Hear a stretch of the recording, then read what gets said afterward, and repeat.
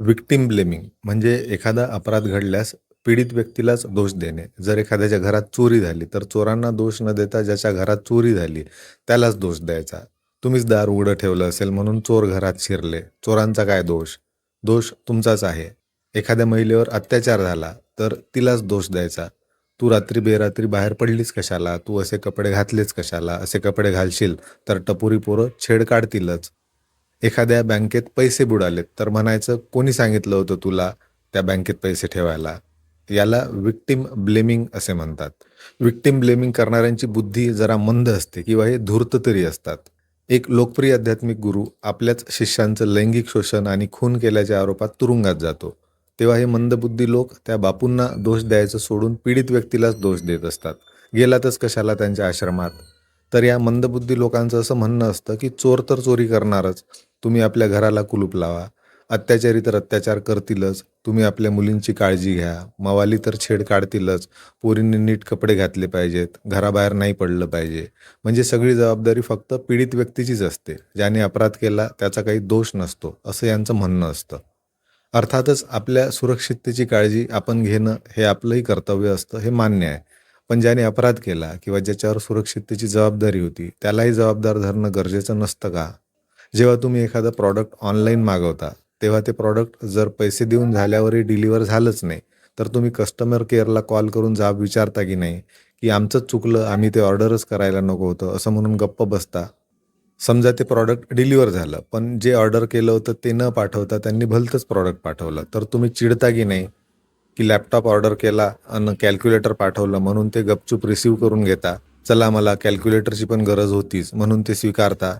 समजा डिलिव्हर झालेलं product faulty निघालं, तर तुम्ही रिप्लेसमेंटसाठी किंवा रिफंडसाठी भांडण करता की नाही, की जाऊ द्या माझेच चुकले, असे म्हणून तो विषय सोडून देता. मला 1-2 मित्र बोललेत, "जाऊ दे रे, सोडून दे हा विषय, झालं गेलं विसरून जा. तू इतका मागे का लागलायस त्या गुरूंच्या?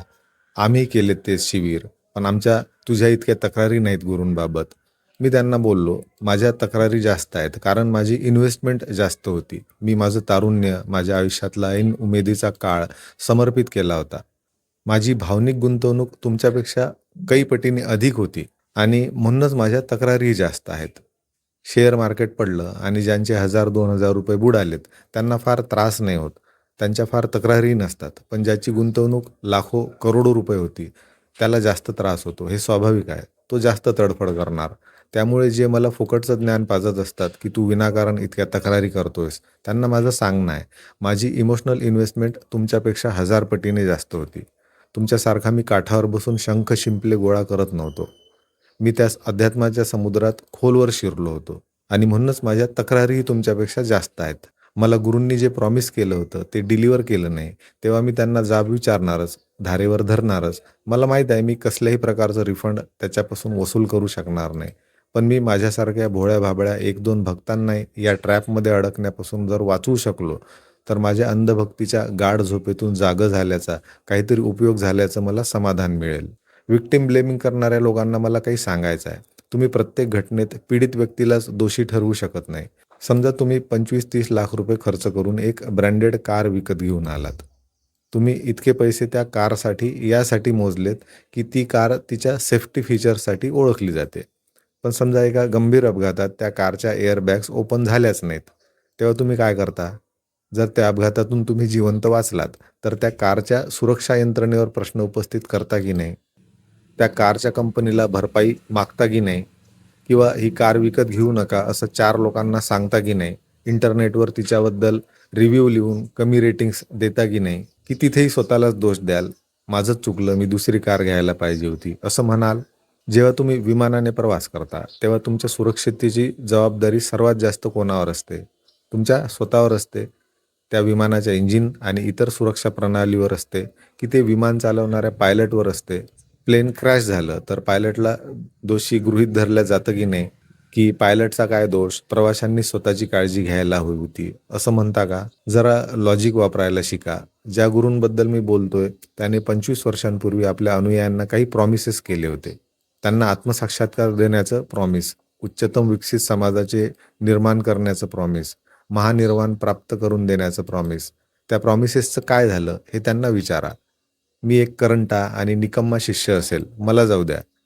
पण त्याच्या लाखो शिष्यांपैकी एकाला तरी ते प्रॉमिस केलेलं प्रॉडक्ट डिलिव्हर झालं आहे का याचा शोध घ्या. अभ्यास करा. तपासणी करा. शिष्यांनाही सोडा. तुमच्या गुरूंच्या ज्ञानाची तपासणी करा. त्यांचा अहंकार खरंच नष्ट झाला आहे का हे तपासा. त्यांना खरोखरच ईश्वर प्राप्ती झाली आहे का हे तपासा. अहंकार शून्य व्यक्ती असा एखाद्या सेलिब्रिटीसारखा आयुष्य जगत असतो का? तो सामान्य लोकांपेक्षा काहीतरी वेगळा किंवा श्रेष्ठ असल्यासारखा वागू शकतो का? असे प्रश्न उपस्थित करा. तुमच्या गुरूंना कधी पुण्यातल्या एखाद्या चहाच्या टपरीवर चहा प्यायला सोबत चालण्याचं निमंत्रण देऊन बघा. कधी त्यांना आपल्या पोराच्या वाढदिवसाला बोलवून पहा. बघा ते येतात का तुमच्यासोबत? की तुमच्या घरी तुमच्यासोबत येण्याची त्यांना लाज वाटते? बघा. गुरूंच्या शिकवणी त्याच्या स्वतःच्या आचरणात उतरल्या आहेत की नाही हे तपासून पाहणं काही फार अवघड काम नाही. ते अगदी सोपं काम आहे. पण तुमच्या डोळ्यांवर अंधभक्तीची जी पट्टी बांधलेली असते, त्या पट्टीमुळे तुम्हाला काही स्पष्ट दिसत नाही. तुमच्या गुरूंवर प्रश्न उपस्थित करणाऱ्याची तर तुम्ही मस्त चिकित्सा करता.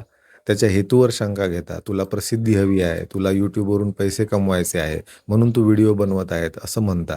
पण हीच क्रिटिकल थिंकिंग जी माझ्यावर सहज वापरता, ती तुम्ही तुमच्या गुरूंवर का वापरत नाही? ती तुम्ही वापरू शकत नाही. कारण तुम्ही तुमचा तर्क करणारा मेंदू, प्रश्न उपस्थित करणारा मेंदू, चिकित्सा करणारा मेंदू पहिल्याच शिबिरात गुरूंच्या चरणी अर्पण केलेला असतो. असो, मी तर आता सुरुवात केलेली आहे. तर्क आणि विवेकवादाचा हा प्रवास आता थांबणार नाही.